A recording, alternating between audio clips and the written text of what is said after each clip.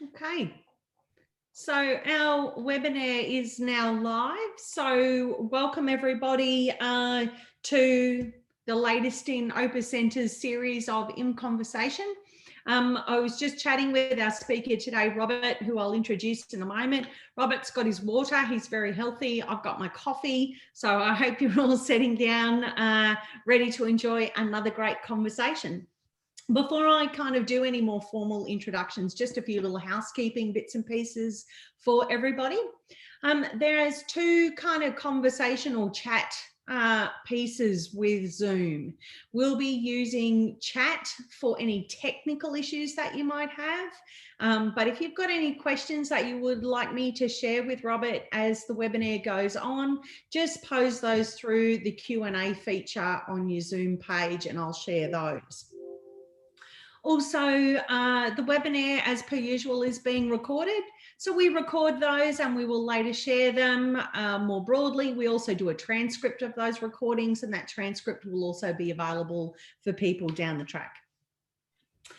So I'll best introduce Robert for those of you that haven't met him. Robert's quite well known within the cemeterian industry. I'd say you've been around for a long time, Robert, but I'd tread cautiously with those statements.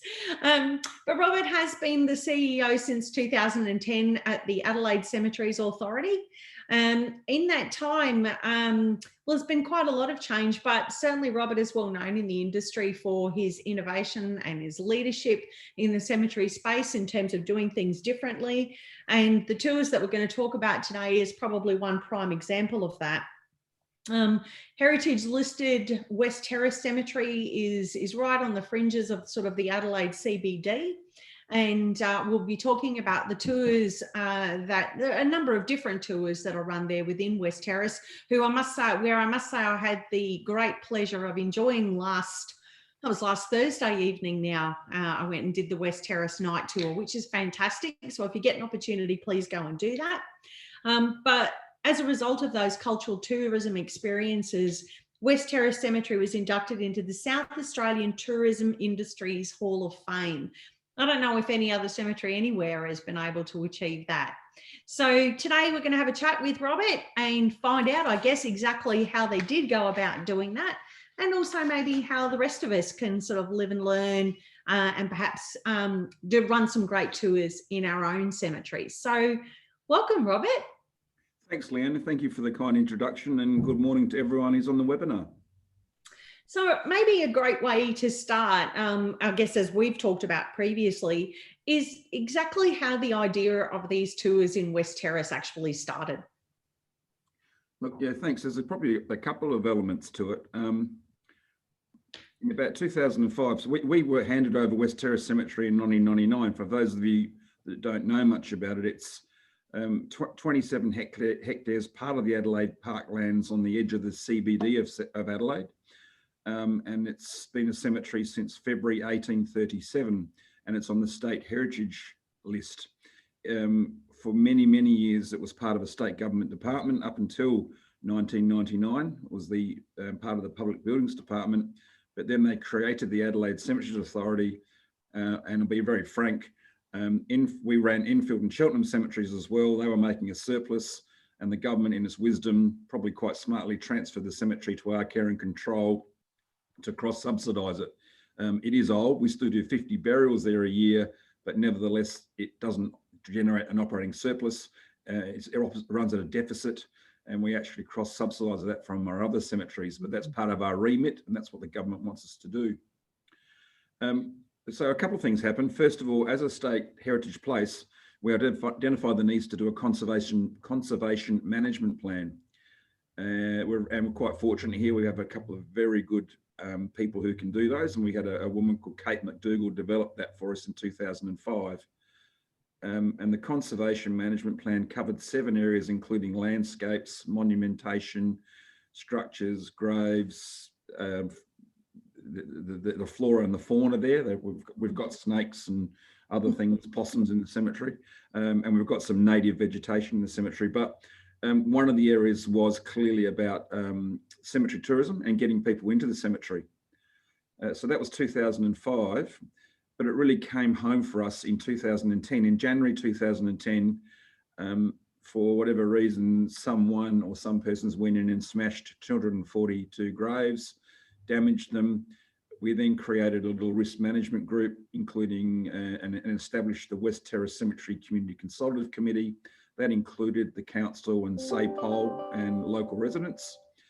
But one of the findings there, Leanne, was that critical to improving the cemetery and the safety wasn't just putting in, we put in 32 infrared security cameras at considerable cost, but it was about getting people using the cemetery. Yeah. The other thing I think is that over the last 10 years, we've gone from 18% of our annual revenue, which is about $12 million.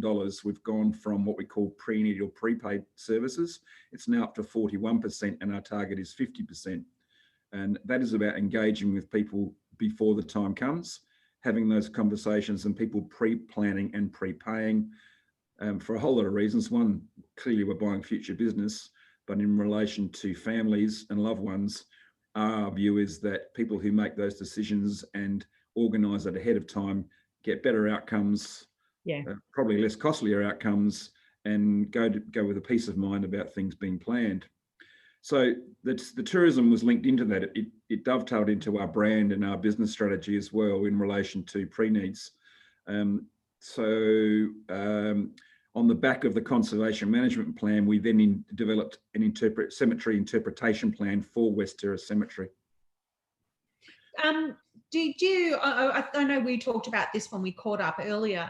I think it's quite an interesting thing that when people start to come back in and visit cemeteries, they might not have thought about what's going to happen to me or to my family members, but going in and visiting cemeteries, even in the vein of doing a tour, actually does make people start to think about it and start to plan. And as you say, that potentially links to business opportunities.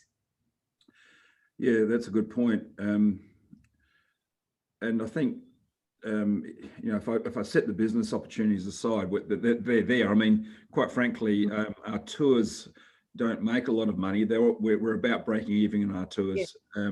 That said, it did cost us a bit to set them up. But in terms of that, it also links back to the whole idea, particularly of West Terrace being, nearly 190 years old. It clearly is an archive of Adelaide's colonial history. Yeah. It's an archive of family history. There's a number of boats of colonial settlers who arrived in the 1830s and late 1830s, early 1840s, and you can devolve the families right down to a whole lot of well-known Adelaide families. Most people in Adelaide have someone or know of someone in West Terrace Cemetery. There's 150,000 people buried there. So there was a real opportunity there for us. And I think we also saw, while it was it wasn't necessarily generating significant revenues for us in terms of raising the brand of the Adelaide Cemeteries Authority, it gave us a profile. And it really, I mean, I'm sure the people in their webinar yesterday, we had the Somerton Man's exhumation at West Terrace Cemetery on national, international, massive coverage here, and the Adelaide Cemeteries is all over it. So it was aligned with our brand. And that is linked to our other cemeteries. People now know our brand recognition's gone from 2013 from 23% to 67%. So we're really pleased with that too. Yeah.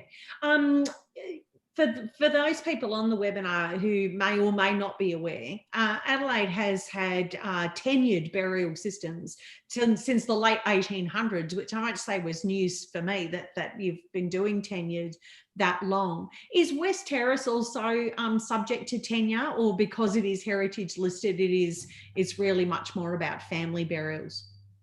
Both. So it is subject to tenure because it's actually since 1837 they've had 99-year maintenance rights, and it was legislated in 1862. But to your point, Leanne, while West Terrace has 99 and 50-year tenures, at the end of the tenure, we can't reuse like we can in other cemeteries because of the state heritage listing. Yeah. So therein lies the challenge, and hence there's cross-subsidisation. But with the two. Yeah, and look, I've spoken to a fairly high level so far, but if you drill down to the I won't say the lower level stuff, but perhaps the more practical application of it, it was a significant challenge for us at West Terrace, but we could see the opportunities. And I touched on the family histories and the archives in terms of, and even the monuments at West Terrace. I've just released a book on the monumental masons who work at West Terrace. But we could see the opportunities in those stories as there are, and even the smallest little rural outback cemetery, there might only be 50 graves, but I'll guarantee there's at least 10, if not 50, really good stories there in that cemetery. Great stories. I would agree. Great stories in cemeteries. Doesn't matter where you go. Yeah. What about families? What about the attitude of families to the notion of their loved one, being turned into a tour stop? Has there been any pushback in regards to that? No, that was part of our process. Certainly, while I indicated in about 2010, we identified the idea and looked at the conservation management plan, which provided some policy and guidelines around that. So I've got, bear with me, I'm using some sheet notes here, but we had 5 policy principles in the interpretation plan and the tours. So all interpretation had to be consistent with the conservation management plan.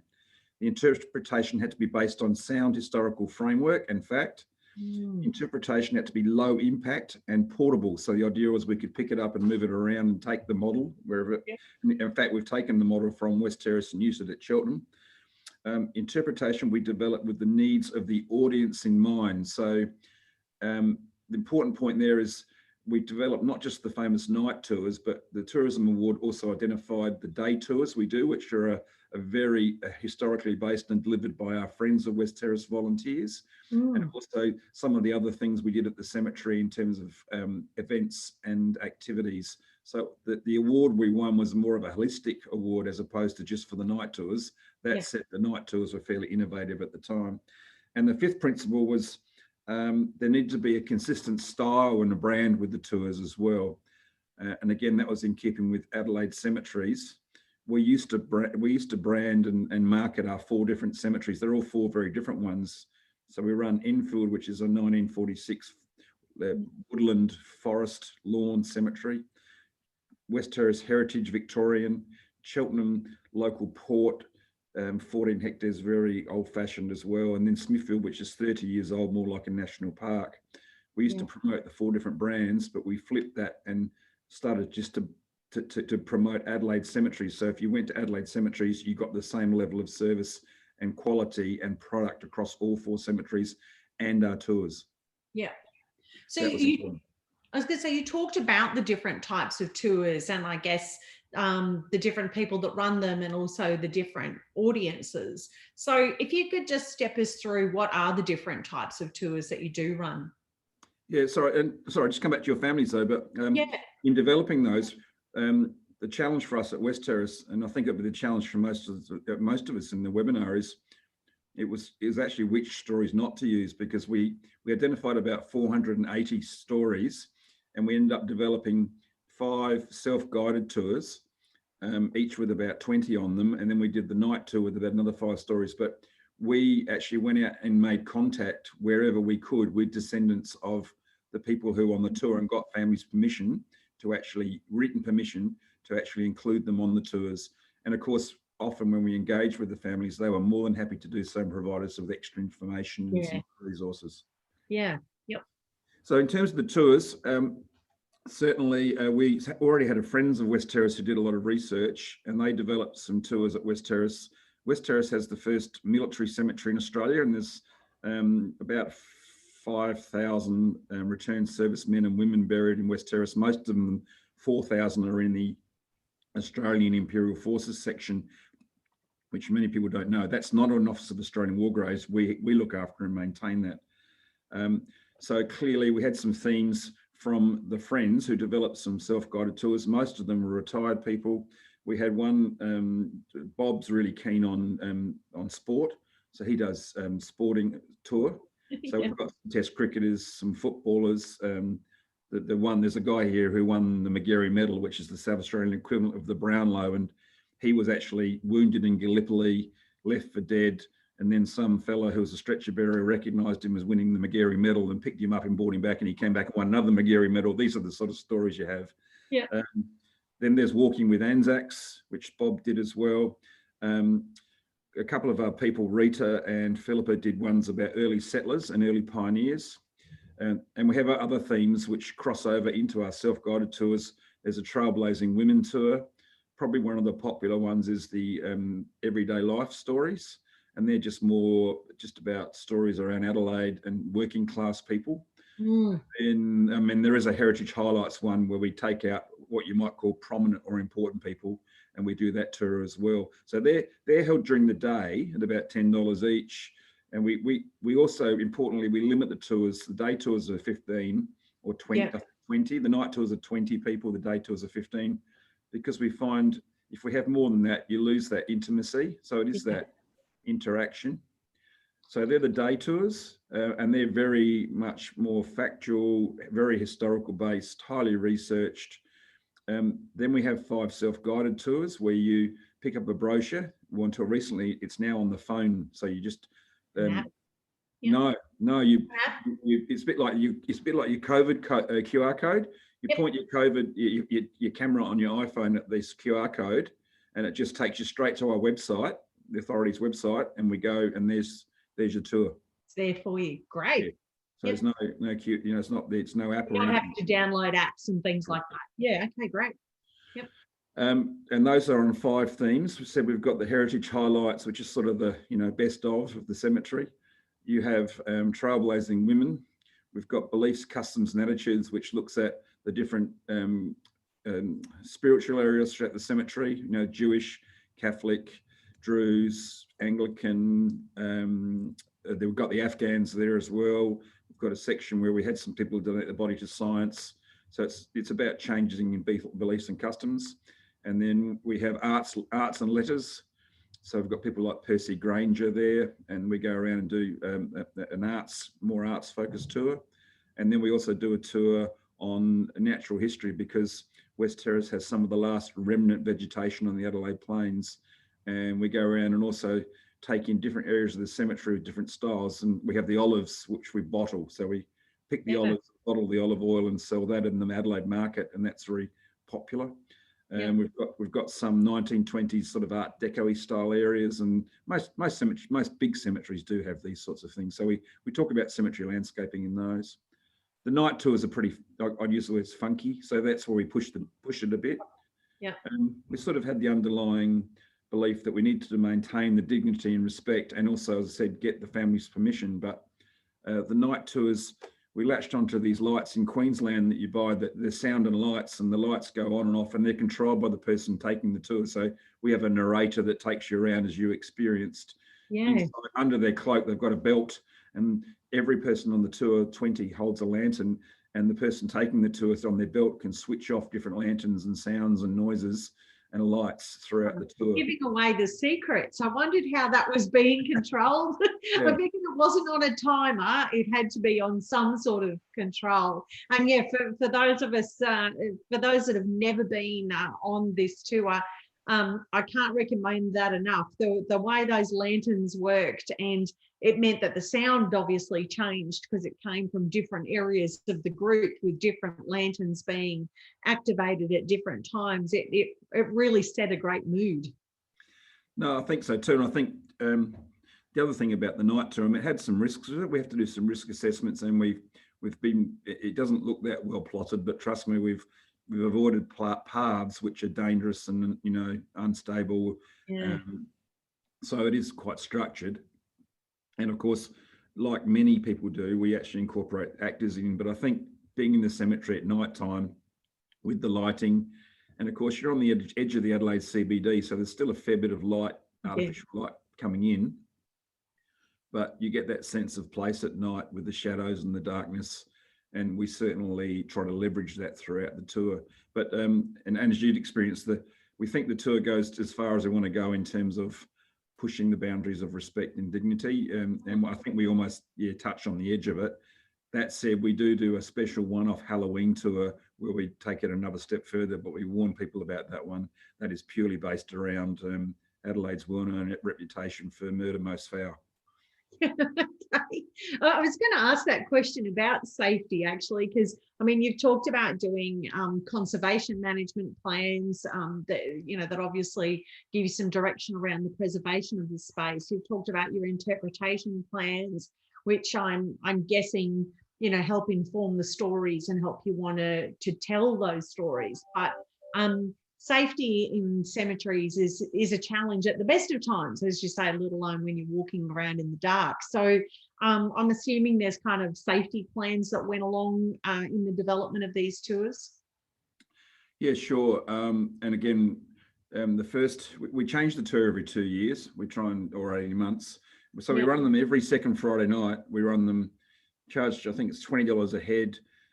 So they just about recover costs. We have actors who we pay to be in the tours. And we have they have an actor or an understudy. So if someone can't do the tour, we've got someone who can step up.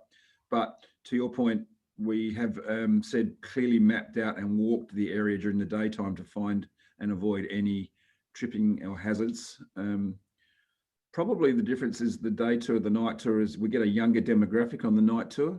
Yeah. The day tours tend to be older, retired people. I'm generalising here because it's not always. But the night tour tends to appeal a bit more to younger people. And of course, the other thing with West Terrace is we're straight across the road from the Elephant and Castle Hotel, which has they have a really good reputation for meals. So often people go over there, and we for a while there we had a package with the pub about having a counter tea and then coming over for a tour or vice versa. Yeah. Yeah, no, that's great. You talked about, pushing the boundaries a little bit with Halloween. Do you do, or have you been involved with any other kind of, let's say, special occasion type tours? Do you change them or do something different if there's a particular festival or date on the calendar at all? Not specifically. We explored a bit of dark tourism. I mean, that's where you have sort of death and macabre as the centre of what you're offering, and that's the focus of whatever tourism you're doing. And while it has an appeal, I said we've been careful not to go and actually. We touch on it, but I don't think we necessarily push it. No, I don't think so. There's one bit in the tour, or probably a couple, but it's a bit more about reflections from the actors, I think, and we could do a lot more. While we haven't developed other tours, I touched on the fact that the tourism awards wasn't just about the tours. So we do other things like we've had a mystery dinner in there where there's a group in Adelaide who try and find venues to go and have dinners. They have a bus with a portable kitchen on the back.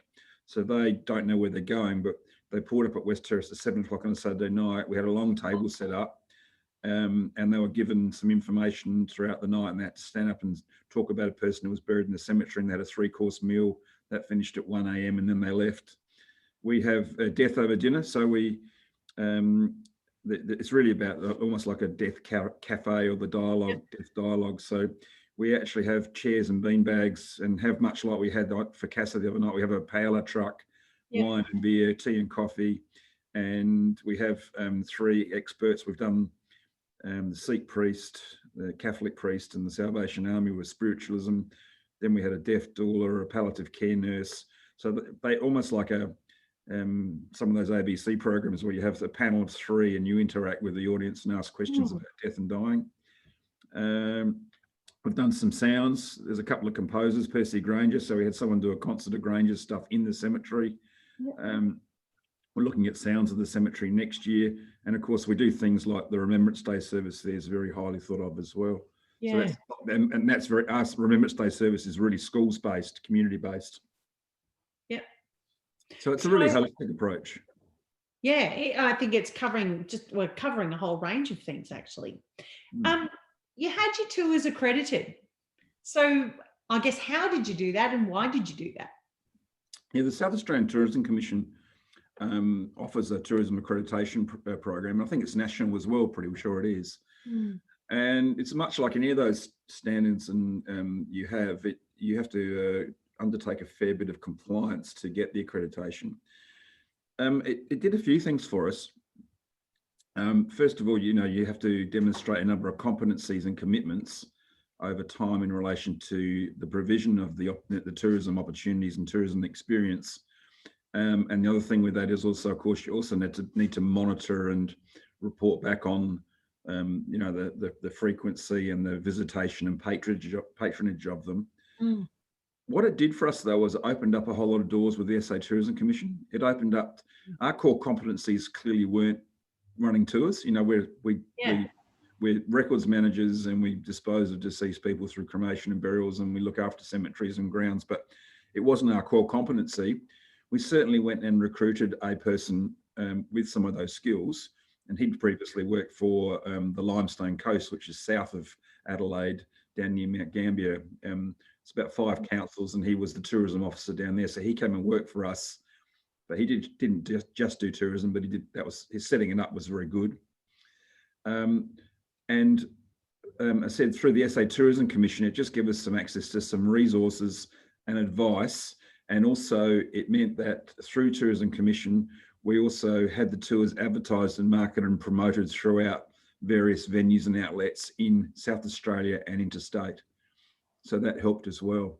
Yeah. If I, actually, I'm just going to quickly mention too, if anybody has any questions, please feel free to feed them through. I can sit and chat with Robert, but if people have any particular questions that they would like to ask, please feed those through. Sure. I was going to say, if I was sitting here listening to you today, I mean, you talked about recruiting somebody kind of specific to support the idea of cemetery tourism. But if I was a smaller cemetery out there looking to do something like this, where would I start? Like, where would I start, and how could I achieve it, do you think? Yeah, that's a good question, because I think, you know, just thinking while you were speaking, and I indicated about recruiting, and this is the eternal dilemma, isn't it? When we have these cemetery associations, you've got, you know, Centennial Park and us. Our revenues are $12 million a year. Now we're not the norm. We're the what do you call it? The bells and whistles model. Yeah. I think my answer would be that certainly councils probably have a few more resources and some internal resources. Yeah. I think leveraging and pulling your volunteers, but start small. Certainly we introduced just the one tour, the Heritage Highlights tour, and then we built the other tours over the following 2.5 years.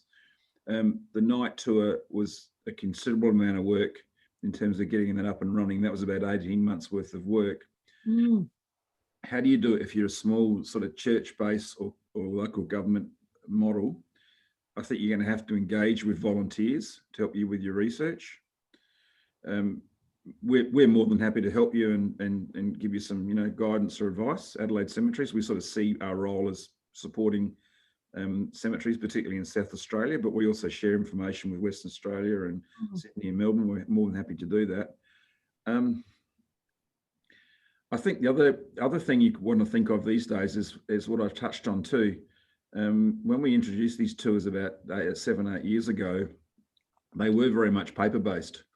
You can actually do them quite cheaply now, just online and on mobile phones. It's still a challenge because a large number of the people who do our tours are older. And again, I shouldn't make assumptions, but we still get requests for the paper-based tours and brochures, and we have those. Yeah.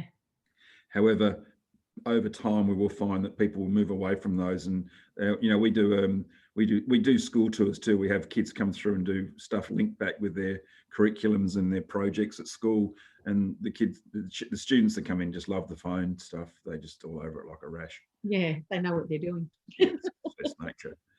Yeah.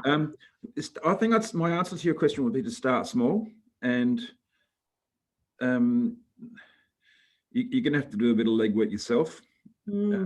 Is there funding around? I don't really know anymore. I said we didn't really go for too much funding. I think we had a little bit of seed funding somewhere for those lights, and we applied for the Tourism Commission. I think we got about $10,000. They cost a bit more than that, but that's one start. But I developed a fairly short tour. We find any more than 90 minutes, which is about, depending on the size of your cemetery, perhaps pick anything from 12 to 20 sites. One of the things we found was people were trying to include too many sites in the tour. So 12, let's say 12, no more than 20, probably around about 15 sites. Make the tour go for an hour and a half, but make those sites really interesting, different, you know, choose a very old story, perhaps an unusual, quirky one with women, one that's a bit sort of on the edge of dark tourism. Blend it up, don't make them all the same. Try and map out and physically walk it. There's a few rules when you're on a cemetery, unwritten ones. When in doubt, go on site, and that applies to the tours as well. So we just introduced them into Cheltenham Cemetery, and we did it on a Sunday morning from 10:30 to 12, and we finished at 12:10. So we had one site too many, and you can see people waning. And also we need to make the walk around tighter. The walk's still part of it, but you don't want to be spending 5 or 10 minutes of the tour trying to walk from one part of the cemetery to the other. So your mapping of your route of your tour is critical. The blending of the stories, and ultimately too, there is a real balance between what tone you want on the tour. So do you want it to be incredibly factual, and it may be that you offer 2 tours as we do. The day tours by our volunteers are incredibly factual. Some say too dry.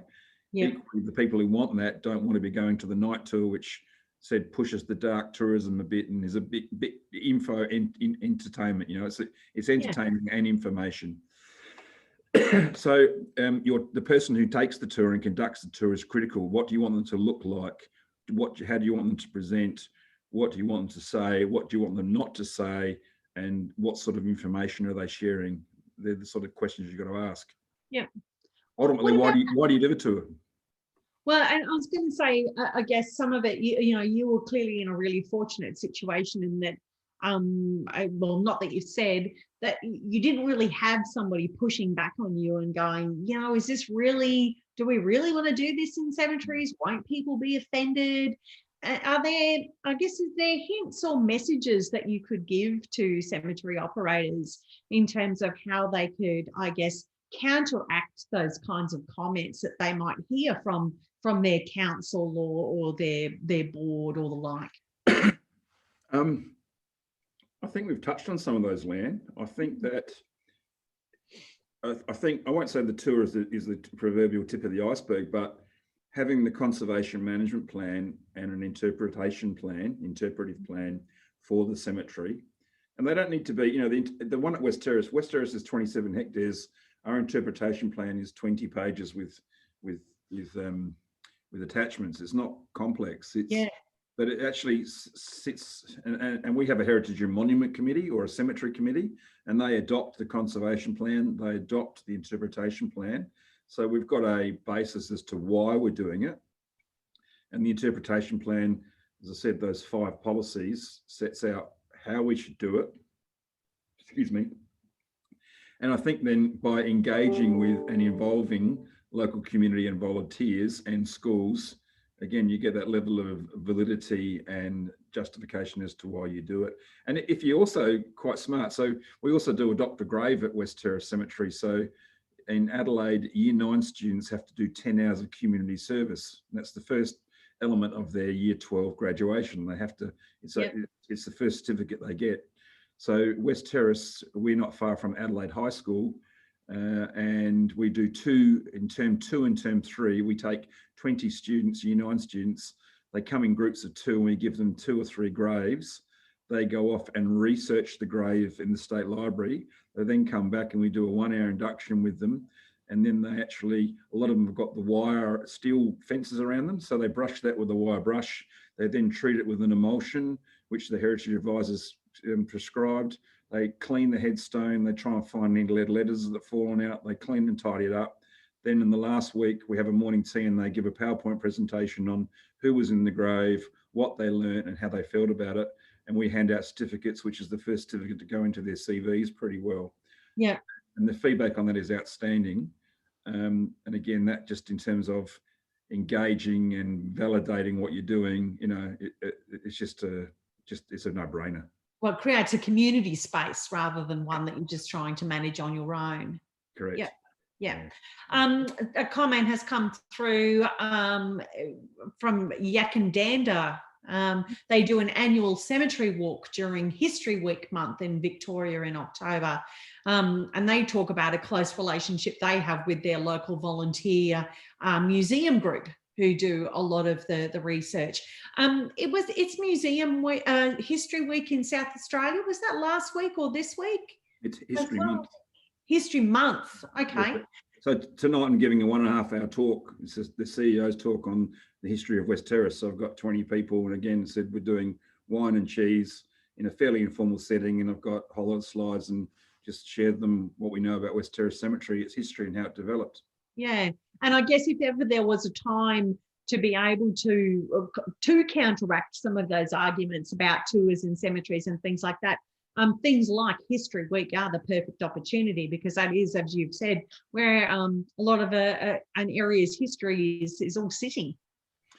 Yeah, it is, and I think and your Yakadanda one's interesting, and I'm sort of be interested to hear, because we find with volunteers, it's interesting that they say get volunteers in, but ultimately when you do that, you need to perhaps have a sense of purpose of why you want the volunteers, how you will or won't use them, what your expectations of them are, and ultimately too, volunteers still need a level of management and resourcing. While their labour comes generally at no cost, you need to put appropriate support systems around volunteers to help them. And my experience, and as you pointed out, I'm quite old now, but volunteers, the groups tend to go through crests of being very active and very brilliant, and then there's fragmentation and they go a bit inactive, and then you build it up again, and it's over a life cycle over a number of years. And that's been our experience at West Terrace.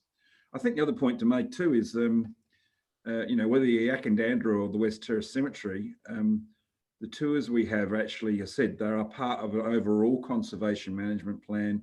We put bike paths through the cemetery because it's part of the parklands. So cyclists ride east, west, north, south, and cycle through the cemetery.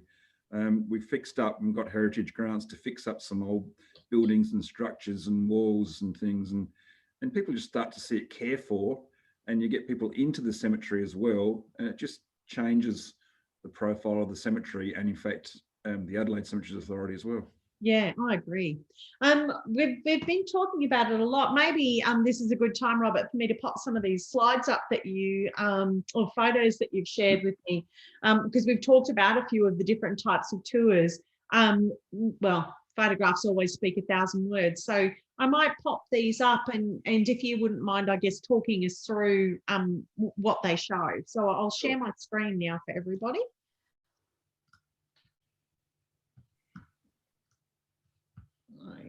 Okay.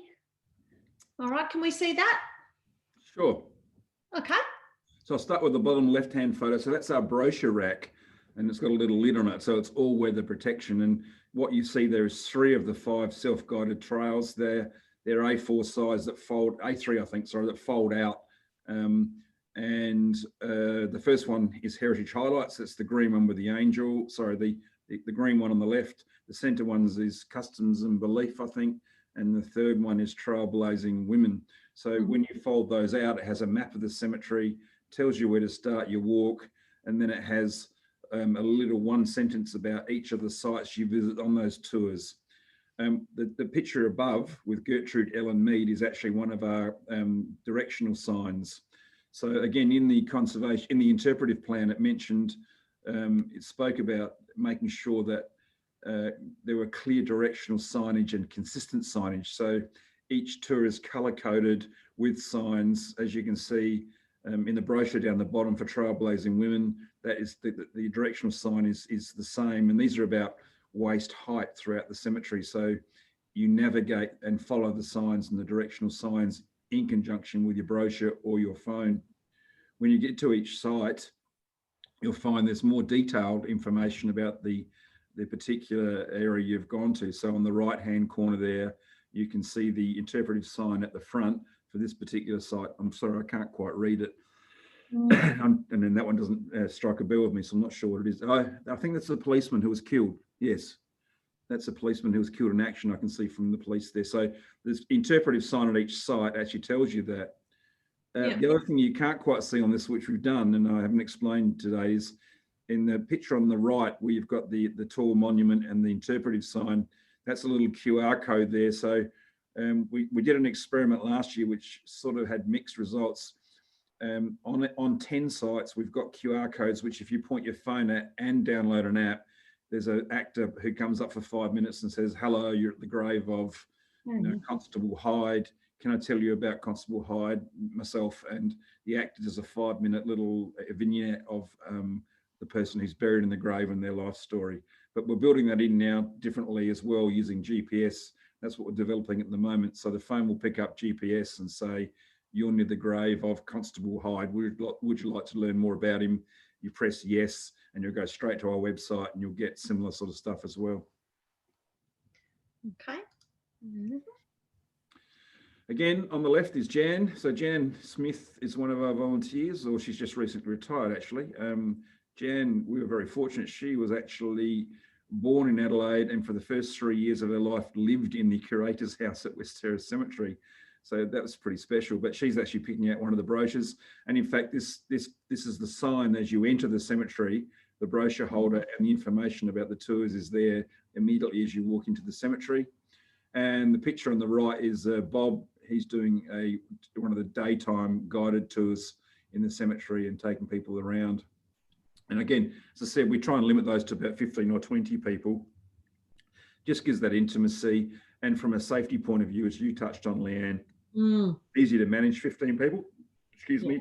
And also you don't have to have those megaphones. You know, you see some tours where people have got these belt sort of driven speakers and microphones. Yeah. With 15 people, you can just talk and answer questions and it's a bit more intimate. Yep. You're onto the night tours now, and we talked about the lanterns. But I think what the picture on the bottom left does shows you. So the back to us in the middle is the narrator, and we do put on the cape, but the cape isn't just for theatrics. It also has that function where it hides the control button of the lanterns and the lights. So each of those lanterns there that you see the green lights held by each person on the tour, they can be independently operated and manipulated for different colours, different sounds or silence. And you carry that throughout the cemetery. And of course, the lanterns also give you some illumination to actually navigate the paths as well. And on the right, they do change colour. They do, yeah. There's a whole range of colours, and it's Mick or Tara two narrators, and they just control it and change it. Yes. Yes. Yep. Yep, that's some of the idea of the night tour. So we have said we employ some actors, and they take on various roles. The one on the left is Francis Monk. That's the gentleman in the glasses. The one next to the headstone with the cape is our narrator. We have a woman who was murdered by her husband in the white cap. And in the right-hand side is a detective who takes people through the Unknown Man, Somerton Man on the Beach story, where we have some props, such as a copy of the Taman Shud, a slate of the code that was found, and there's other things from his suitcase as well. So yeah, you blend some interaction, and that's part of it too. The actors emerge out of the darkness. Not every site on the night tour. Out of about 10 sites you go to, I think 4 I think have actors who come out and just from the darkness talk, or in one case don't talk, and move on and move back into the darkness. And I think that adds to the whole experience as well. It does, because you do, after it happens the first time, then you spend the rest of your time walking through the cemetery waiting for someone to step out from behind a tree. That's the olive oil. So said West Terrace, Adelaide was first colonial settlers came in December 1836, and West Terrace was 6 weeks later was the first burial recorded there. About 4 or 5 years later is some of the oldest olive trees planted in South Australia throughout Adelaide, and a lot of them were planted in the cemetery, particularly along the boundary of the cemetery. Each year we pick the olives, and it's about now, it's in May, towards the end of May, so we must be due to do it again. We recently moved to engaging with private pickers because we found they get a better return. We increased our yield by about 60%. We bottle the olive oil and sell it in the market. We also use it for PR and gifts for people. The market can't get enough of it. They sell out every year very quickly. That was a fairly plain label, which the marketers like. Last year, we did do a commemorative label to acknowledge a milestone in the cemetery. Yeah, great stuff. All right, we'll just bring us all back to there we go. I guess I'm conscious of time, and I was just having a look. No, we haven't got any specific questions from the audience. What's next, Robert? Like, you're doing so much. What do you think is next? So at the moment, we are revamping the tours. Certainly, it was only last week we actually put on the phone apps, not the phone apps, the phone link to the website with the just photographing the QR code. Yeah. I think it's leveraging the technology is clearly what's up for us. There's a next generation of those lanterns and lights that we have. So they take it to another level. In terms of phones, we've certainly got the smart memorial, which picks you up, as I said, within I think it's arrows. It's clever. Within a few meters of the grave, it picks up your location and asks, "Would you like to know more about these people?" It's taking that next step, but I think we've discussed this before. Families can either get together after someone's passed away or died and make their own presentation and put it onto this memorial, which is picked up and you just put it on your phone, you log on your phone, or you could take the PowerPoint from the funeral service and put it on there. Or I think the logical step is people pre-recording their own little 5-minute spiel about their own bio. Yeah. And look, it might be a bit confronting to some people, but I think that's where it's heading. If I look at it's not so much hedonistic, but it's the self-interest stuff of some social media, and probably picking up I'm not a fan, and I'm not, but people are getting more and more about wanting to tell people about their lives and their stories. And you can also personalize it, which is very good. I mean, you can customize it. So I think that idea of pre-recording something and putting some of your favorite music or some of your favorite images and family images on there yourself, that will actually become even more and more important. Possibly too, if you line that, and I'm being a bit bold here, if you align that with some of the movements towards euthanasia, if you think about the fact that in the next 30 years, the number of deaths across Australia is going to double by 2050. So instead of 150,000 deaths in Australia, there'll be 300,000 deaths, and that's pretty well around all states. There'll be more and more people confronted with either their own mortality or the death and bereavement and grief of a very close relative. So I think that will appeal. And then the other thing is just trying to do some different things, as I said, without pushing the boundaries of the cemetery. So next year we're going to do, as part of the Adelaide Cabaret Festival, we're putting a proposal to them to have sounds in the cemetery where you turn up in the evening and in the cemetery you do this 2-hour walk to 8 different venues. And in one we've got a jazz singer, one we've got a classical group, one we've got something really weird and sort of avant-garde going on with some industrial noise. One we've got someone doing 60-40, and you walk around in 2 hours or 3 hours and you go and listen to some music, probably have a drink or a bit of something to eat, and you leave and you go, wow. So that's sort of the thing we're looking at, those sort of different events. Yeah. I think what it starts to demonstrate, listening to you talk about the olive oil, the variety of different tours, the cyclists through the schools, those sorts of programs. I think what it really highlights to me is this real movement towards opening cemeteries up, that they're not places that should be shut behind the great big gates that nobody goes into and it's all very scary in there, or something that we're afraid of. It's like these are actually community places that people should be encouraged to be visiting and be involved with. Yeah, that's a good example too. So the other thing we did some workshops with the Adelaide Writers Centre, SA Writers Centre, and they actually had some live readings in the cemetery, again in the middle of the afternoon, and they were really well received. And to your point, it's about getting them in for different reasons. Yeah, and so I think it doesn't matter whether you're, like you say, a big cemetery or you're a small cemetery. It's just about identifying perhaps some sites of interest or some ideas of interest, starting small with some planning, and getting those stories written, that's really that good place to start. Yeah, there's a little cemetery in Alexandrina Council, the Langhorne Creek Cemetery, and a few years ago they contacted us, but they actually did poetry. They had some local poets, and again, it's a 1 hectare, not even 1 hectare, it's 1 acre cemetery in the middle of the scrub, almost in some native bush, and said down there on, I think it was an evening, and they just did some poetry readings. It could be as simple as that. It doesn't have to be high cost. Yeah. But to your point, it's about just making people sit in the cemetery and perhaps do something different than they might not normally do in a cemetery, but at the same time reflect upon their mortality and their own end of life wishes. Yeah, well, I agree. I'm thinking that we're probably nearing the end of it.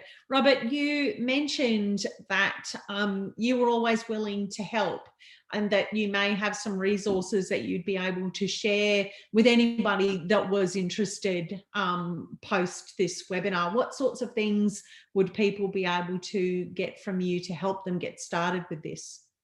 Oh, look, certainly happy to share electronic copies of the conservation management plan's fairly bold and big. I mean, it's a 27 hectare site. Yeah. It's quite old. Certainly happy to send the interpretation plan. Happy to send copies of our brochures, and even some of our tour scripts and some of our stories and that sort of stuff as well. Again, while they seem, you know, they are quite heavily scripted, some of them. Yeah. And some of the themes. Yeah, no, that's probably a good start. I'm just being cautious because I just realised that you know, every cemetery, while it's the same, they're all got their own. Yeah, they've got their own stories and cultures and local communities, and I think whatever you do, you really need to tailor it to that community and that experience. Yeah, I think we're definitely seeing a lot more consultation between cemeteries and their communities, whether it be about design and layout or any of those kinds of things. So really, this is just another opportunity for us all to engage with our community, to talk about these sorts of things. And as you say, to get the good stories, because sometimes it's the community that know those better than we do. Yeah, look, in 3 of our 4 cemeteries, we have community consultative committees that meet 3 or 4 times a year. And the one at Cheltenham, which is in Port Adelaide, has members from the Port Adelaide Historical Society on it, who are our font of knowledge, resource and information. Yeah. So on that note, if there are no final questions, I really want to thank Robert for his time today. As you was talking, you said, I've got an hour and a half, I've got to speak to somebody tonight too. I'm thinking, you'll need a nap after all of this. I'm actually going to have one at about 5 o'clock. Yeah, very good idea. But I think, I guess the tours, you know, we came today to talk about the tours, which was fantastic. But I think we've also heard about a lot of the other ways that we can, in fact, open our cemeteries up and encourage people to come and visit them. So just, I guess, on behalf of everybody here that's been listening on the webinar, thank you, Robert, so much for your time and for sharing your experience. Hopefully I will catch up with you next week and I'll be able to get for myself one of those nice bottles of oil. Thank you. And said, if any of you participants do want to contact us, you just go to our website and there's an inquiry site there, and just put my name on it if you like. We'll deal with that and respond to it. That's lovely. Thank you so much, Robert. Enjoy the rest of your day and best of luck with your next speaking engagement. Thank you for having me. Cheers. Take care. Thanks, everybody. See you soon.